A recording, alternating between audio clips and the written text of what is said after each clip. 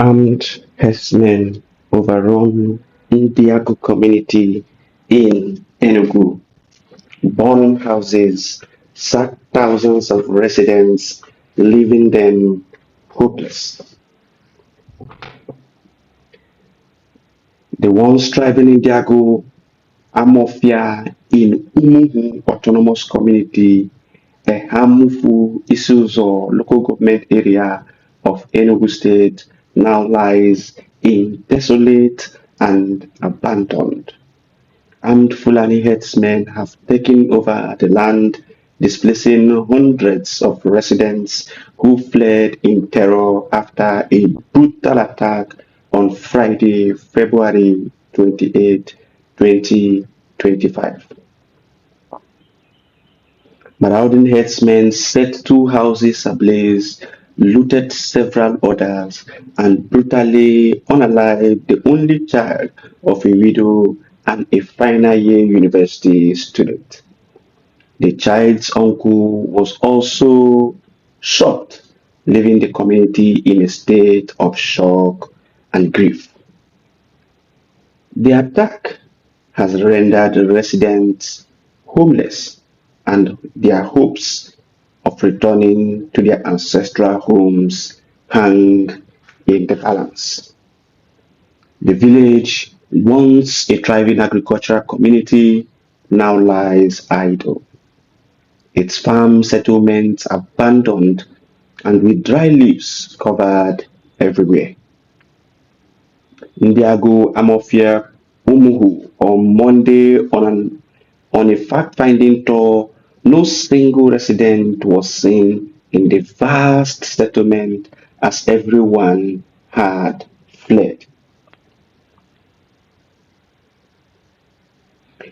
Sarah reporters was told that the settlement until the attack was last remaining community settlement, otherwise known as Ndiago in Ehamofu. From Amofia Uno to the settlement, which took Sahara Reporters crew 45 minutes in a ride on commercial motorcycle, otherwise known as Okada, could only be accessed through trekking, motorcycle, or bicycles. The settlement has no access road as it can only be accessed through footpaths with dangerous terrain full of makeshift culverts. On the road, the crew saw residents, mainly women, who were carrying their belongings and farm produce fleeing the settlement to wherever they could find shelter. On approaching the settlement, Sahara reporters saw a primary school and a church beside it. However, on a closer look, it was observed that the school and the church has since been abandoned, showing the severity of the situation. Getting inside the settlement, the entire area was greeted with desolation and abandonment. The area could best be described as a dead zone with silent like graveyard. One can hear sounds of pine if it falls down. You can only hear noise of birds and animals in the bush. Homes have been abandoned with compounds littered with dry leaves. On approaching the areas where houses were burned, sounds of gunshots could be heard loud and clear. The next was noise of cows. From the sounds, it could only mean one thing: the herdsmen are leaving clues. Discussion throughout the tour in the settlement was done in hushed voices. Our guide, who was one of the victims of the attack and the chairman of the Ndiagu Amofia village, led the way. At a point, he became afraid of going further and advised the crew to go back for everyone's safety. He took Sahara Reporter's crew to houses that were burned. He was constantly moving, and peeping to know whether there is danger before continuing. We are in a state of panic, said Mr. Godwin Chukwudi Odo, chairman of the Ndiagu Amofia village. They burned two houses, killed a final year university student and only child of a widow. I was targeted, but I escaped by hiding in the bush.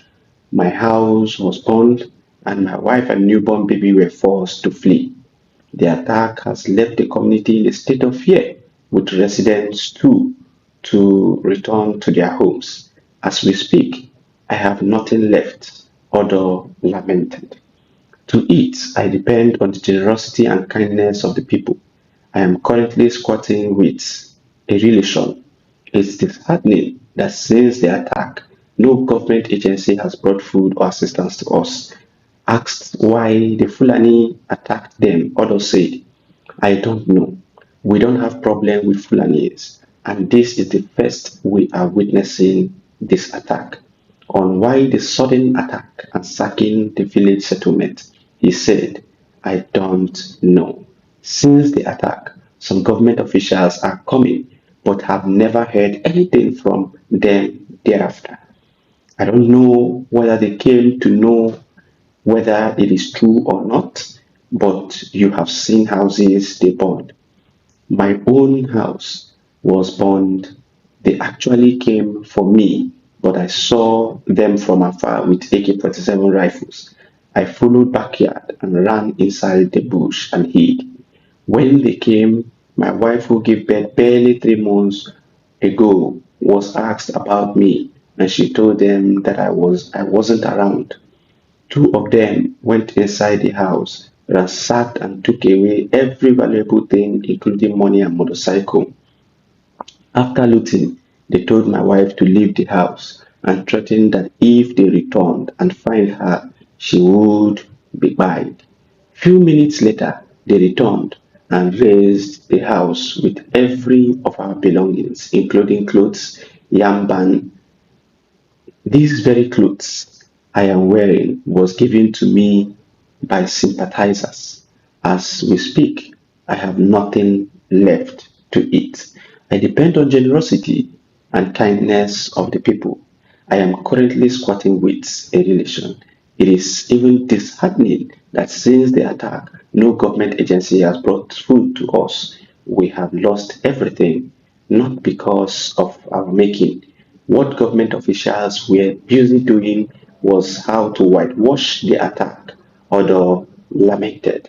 As you witnessed how we are sneaking to get the houses they burned, you heard their voices, you heard the noise of cows, and you also heard gunshots. This is to tell you that Fulani herdsmen are very many in Ndiago and Mafia. Now, our people have been sacked before anyone can go to the settlement now to get anything for his or her family. It is very difficult. We need government's intervention to get them out of the place so that our people can return to their farms and homes. We depend on the farm for our survival. I am appealing to both government and good-spirited individuals to come to our aid. Just as you've heard from the people of Ndiagu community in Enugu State, this is the worries, the challenges, and the plight of many other communities in Biafra and in the southwest. These Fulani have taken over so many places, and they are continuing their havoc and the evil against the owners of the land. Why is it that the government cannot do anything in Enugu State to return the farmers to their ancestral lands? This is to tell you that the governor knows what is happening and perhaps must have sold the lands of Biafrans forcefully without the knowledge of the owners of the land to Fulanis. And that is the reason why they would want to come and take over and claim and even tell you that your government have sold the land to them. People of Enugu, dear Biafrans, and people of goodwill. You must stand and fight. You must regroup and come back. Chase away the evil people from your land and take over your land. You cannot continue to allow these people to take over your communities and your land. It will not end well. Communities that are free, join hands. Help these communities and fight. Help these communities and fight. Since we have very foolish people that claim to be ruling the Biafran government, since we have very foolish set of people who continue to receive money from Biafrans, but yet will not give it to the Biafra Liberation Army to do the necessary thing to protect the people of Biafra, let us wake up and do the battles ourselves.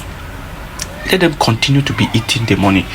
Let them continue to be doing whatever they want to do with the money. People of Biafra, it is time that you wake up. It is time that you rally around yourself, do all you need to do, call upon the gods of the land, and go and fight against the evil people who have come to take over your territories. You must not allow them. You must be your brother's keeper at this time. You must join hands with other communities to ensure that you protect your brother who has fallen.